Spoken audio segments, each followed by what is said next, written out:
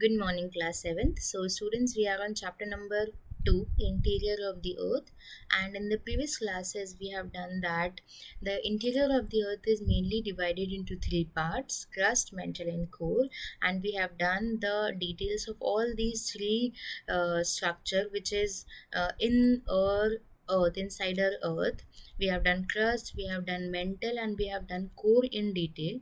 And we have also started a new topic, which is rocks and minerals. We have done the introductory part of this topic. We have done the types. The types of rock is mainly divided into three parts: igneous, sedimentary, and metamorphic. And in the previous class, we have discussed the igneous rock, how igneous rocks meet. Now we will discuss the second point sedimentary rock. igneous rock को हम लोग discuss कर चुके थे. अब sedimentary rock की formation होती कैसे है वो हम देखेंगे. So for this topic, first of all, let me introduce with you your book. This is your SST book, and for our today's topic, you have to come to wait for a while. Yes, you have to come to page number 101, as you can see here. So this is page number 101, and from here we are starting. Here we are starting our today's topic. So sedimentary rocks. Rocks on the Earth's surface are exposed to agents of erosion like wind, running water, or glacier. They are worn down and broken into smaller fragments. देखिए, जो rocks है हमारे, उन पर जो nature के कुछ agents हैं जो कि उन्हें कुछ स्मॉलर फ्रेगमेंट्स में डिवाइड करते जाते हैं. जैसे विंड है, रनिंग वाटर है, ग्लेशियर है. इन्होंने क्या किया, इस पूरे पत्थर पर, क्योंकि जो हमारा पत्थर है, जो हमारे रॉक्स हैं, उन पर टेम्परेचर बहुत ज़्यादा पड़ रहा है, उस पर विंड क्रॉस करते जा रही है, तो क्या है, वो छोटे छोटे फ्रेगमेंट्स में डिवाइड हो रहे हैं. ये तो एक बहुत बड़े पत्थर का मैंने पिक्चर इंसर्ट किए. जैसे मान लो ये जो छोटा सा पत्थर है, ये यहाँ से टूट के गिर गया, ये और कुछ टुकड़ों में बटेगा. इसको हवा एक जगह से दूसरी जगह भाग के लेके जाएगी, या फिर हो सकता है इसमें पानी घुसे और उसमें एक्सपेंशन हो, तो इस वजह से टूटता जाए. तो यहाँ हम बात कर रहे हैं, कुछ एजेंट्स होते हैं इरोजन के, जो कि इसके टूट फूट की प्रोसेस में काम आते हैं, जैसे विंड, रनिंग वाटर या फिर ग्लेशियर. ये क्या करते हैं, इन बड़े बड़े पत्थरों को स्मॉल फ्रेगमेंट्स में डिवाइड करते जाते हैं, बांटते जाते हैं. Now because of the temperature changing also wear down the rock. Temperature कभी घट रहा है, कभी बहुत ज़्यादा बढ़ रहा है, इस वजह से भी उनका ब्रेक डाउन हो जाता है, breaking them into smaller pieces. ना broken fragments of rock particles are carried by wind.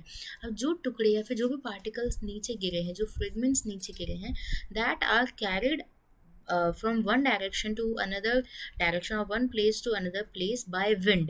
हवा उन छोटे छोटे फ्रेगमेंट्स को एक जगह से दूसरी जगह ला के ट्रांसफ़र करती रहती है, या फिर वो रिवर्स के द्वारा एक जगह से दूसरी जगह ट्रांसफ़र करते हैं, या ग्लेशियर्स के द्वारा, और डिपॉजिट होते जाते हैं. Erosion and deposition we will discuss in the next classes. So erosion होता है, उनका टूट फूट के नीचे गिर गए, अब वो एक जगह से दूसरी जगह लेके जाए जाएंगे, मतलब वहाँ पर जाके जमा किए जाएंगे, उसे हम डिपोजिशन बोलते हैं. So it is deposited in the lake, sea beds और ocean flows. sea bed मतलब जो समुद्र का तल होता है, उसको हम सी का जो निचला तल हो गया वहाँ पर, या फिर ओशन के फ्लोज, ओशन के तलों पर इनका जमाव होता जाता है. अब क्या होता है, लेयर्स अपॉन लेयर, एक फाइन लेयर आ गई आपकी रॉक पार्टिकल्स के ऊपर, दूसरी लेयर है, उसके ऊपर दूसरी लेयर है, उसके ऊपर दूसरी, इस तरीके से layer upon layer of fine sediments are collected due to weight. अब जो नीचे वाली लेयर है, उस पर दूसरी लेयर है, उस पर तीसरी लेयर, चौथी, पांचवी. अब जो सबसे नीचे वाली और सेकंड वाली, थर्ड वाली जो लेयर्स होती है, उन पर वेट पड़ता जाता है, because of the collection of the sediments. Because due to the weight, over layering layers, heat of the interior chemical reaction, the sedimentary are compress. जो लेयर्स है ना, वो कंप्रेस होती जाती है, वो दबती जाती है, ऊपरी लेयर की होने की वजह से वो कंप्रेस होती जाती है, वो दबती जाती है, सीमेंटेड और हार्ड हो जाती है. इस तरीके से जिस टाइप की रॉक की फॉर्मेशन होती है, उसे हम बोलते हैं sedimentary rock. So here is the picture of sedimentary. आप यहाँ पर लेयर्स देख सकते हो. नीचे वाला डायग्राम में ये कोई डिज़ाइन नहीं बनाई गई है, ये सेडिमेंट्री रॉक के एग्जाम्पल्स हैं. This picture I have taken from the internet. So ये कुछ सेडिमेंट्री रॉक्स के एग्जाम्पल हैं. नीचे आप लेयर्स देख सकते हैं उनकी, किस तरीके से due to the heat, due to the pressure, ये रॉक पार्टिकल्स जो कि एक फ्रेगमेंट्स थे, These little fragments get harder and harder, and because of that, due to the weight, due to the overlaying layers, heat of the interior of the earth, due to the chemical reactions, the sedimentary rocks are compressed, cemented, and get hardened, and these types of rocks are known as sedimentary rocks. Now, when sediments deposit in animal, plants, and microorganisms get trapped within the layers, preserved as fossils, unique characteristics of sedimentary rocks. now ये जो sediments हैं, कभी कभी इनमें animals और plants और micro organism भी trap out हो जाते हैं और ये भी लेयर्स के अंदर दब जाते हैं. इनसे क्या बनते हैं, फॉसिल्स बनते हैं. फॉसिल्स की एक बार मैं आपको पिक्चर शो करना चाहती हूँ. ये देखिए, इस तरीके के एनिमल्स की डिपोजिशन आप रॉक्स के अंदर देख सकते हैं. इन फॉसिल्स को आजकल प्रिजर्व भी किया जाता है. Unique characteristics of sedimentary rocks and fossils.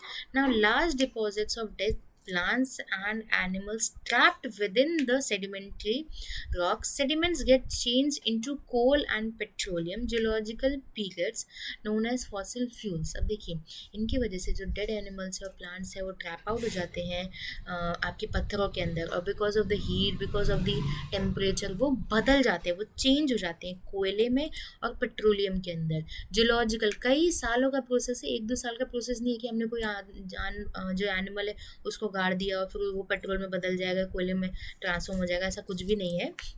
जो सेडिमेंट्स हैं वो चेंज हो जाते हैं कोल और पेट्रोलियम में. बहुत सारा जियोलॉजिकल टाइम पीरियड लगता है इनके चेंज होने के लिए.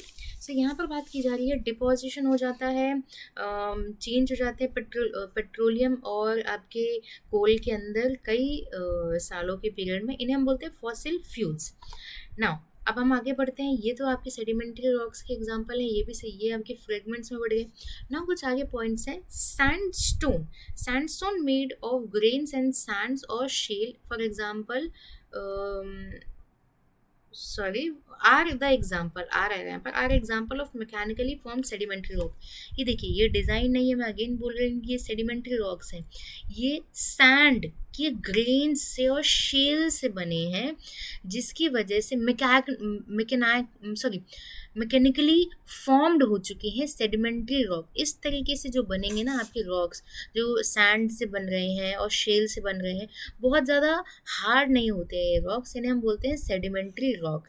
नाउ लाइमस्टोन की, चूने के पत्थरों की चट्टानें हम जैसे बोलेंगे. लाइमस्टोन में भी chemically formed by settling down calcium carbonate.